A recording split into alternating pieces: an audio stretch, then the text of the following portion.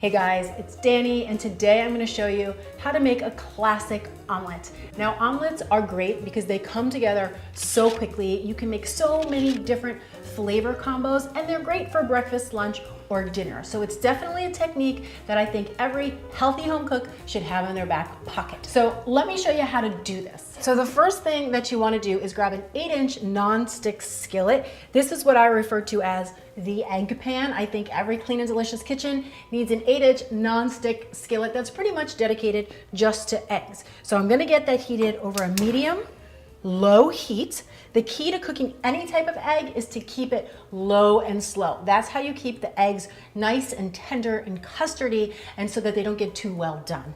Now, you do need to put a light coating of butter or oil or coconut oil in the bottom of the pan, and what you don't want to do is use an aerosol spray can on your nonstick pans, because they're not going to get the life that you want to get out of your pan, aka it's going to ruin the finish a lot faster. So if you want longevity out of a nonstick pan, make sure that you do not use aerosol sprays. So for me, I'm just going to get a little bit of coconut oil in the bottom of the pan, and then you just want to swirl that around, or you can use a paper towel or a brush just to get a nice light coating on the bottom of the pan.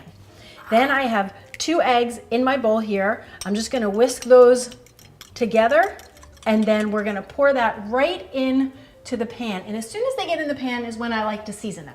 So I do a little bit of salt, a little bit of black pepper, and then with a rubber spatula, I just gently start to pull the ends in and move the eggs around a bit so that all of the loose, wet eggs can move around the pan and get underneath and set up, and we still have a nice base for our omelet.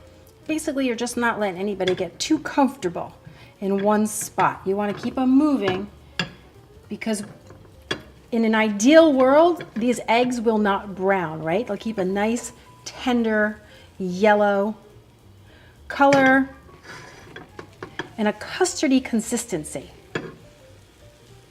Okay, once you can't move it around anymore, you just let it sit. You want to make sure there's no holes in the base of your eggs, but move around anything that's super loose on top.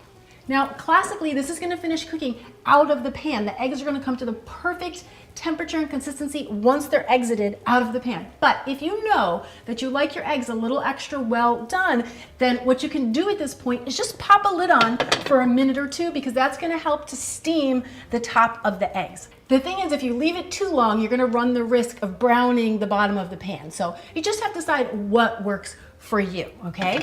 Now, I'm going to add my filling at this point. I'm just doing a couple tablespoons of shredded cheese, but whatever filling you are using, this is when you would add it to 1/2 of the omelet, and then we are going to fold the omelet on to itself.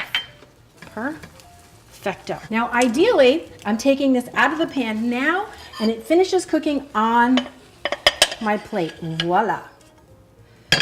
And come on over to the island, and I'm going to show you it once you cut it. Now, if you want to add a little bit of fresh color and fresh flavor, you could do a little fresh herb right over the top of your omelet, and then cut and enjoy. And I really want to show you guys the texture of the inside of your omelet. See, the cheese is melted, and you can see you got your melted cheese, and the egg has set and cooked perfectly.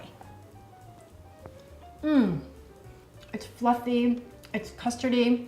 It is exactly the way I like my omelets cooked. And I'm telling you, if you want that egg cooked to custardy perfection, you're gonna get it out of the pan right before you think the eggs are done cooking, because they finish cooking on the plate. So that, my friends, is how you make a classic omelet. It could not be any easier, and I would love to know if you want to see some omelet flavors. Come on down to the comments below and let me know, and I'll be sure to follow up with a video like that in the very near future.